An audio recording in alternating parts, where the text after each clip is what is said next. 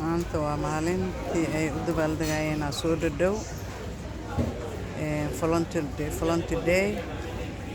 maalinta jacaylka may dhaheen miyaa ma aqaan adduunka dhan waa wada ubax iyo shukulaato marka dukaamada dhan waxaa haysta ubax nice qurux badan ubaxyada laakiin maalinta jacaylkay dhaheen anaka waxaa shaqo ma ku lihiin ayaga la utaalnayn ay ugu dabaaldegayaan waxaas marka intana waa fruitkii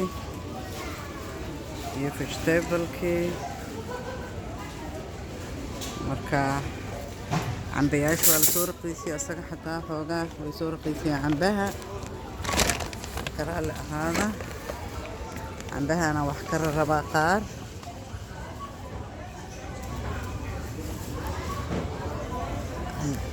Soomaaliya laga dugsanaa cambaha Soomaaliya lagu soo xasuusanaa fruutyada waddanka laga isticmaalo ma aha cambaha wax kale aad u isticmaalaan annaka laakiin weli cambiyan ugu qufulan marka suuqa la soo aaday suuqa maadaama la soo aaday waxyaabo badan al raqiisiye laakiin waxa aan aniga rabo raqiis ma aha marka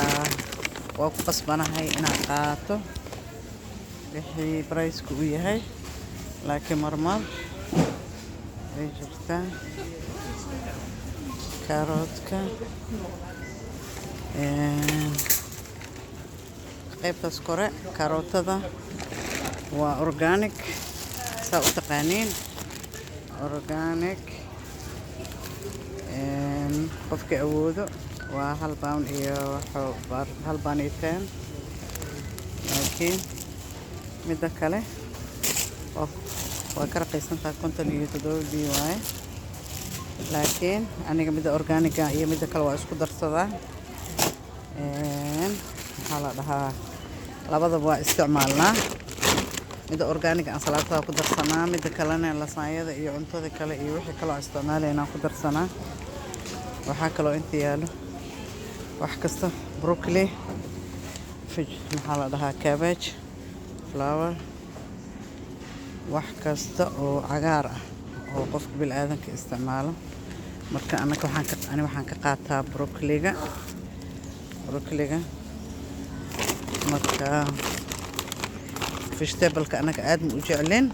gurigeena ma la jeclo laakiin aniga mid kala vegetableka isticmaalno broccoliga iyo flowerka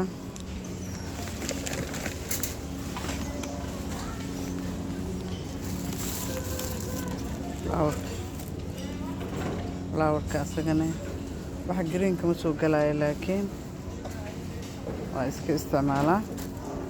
laakiin cabbage kale iyo nooc kale isticmaalaa marka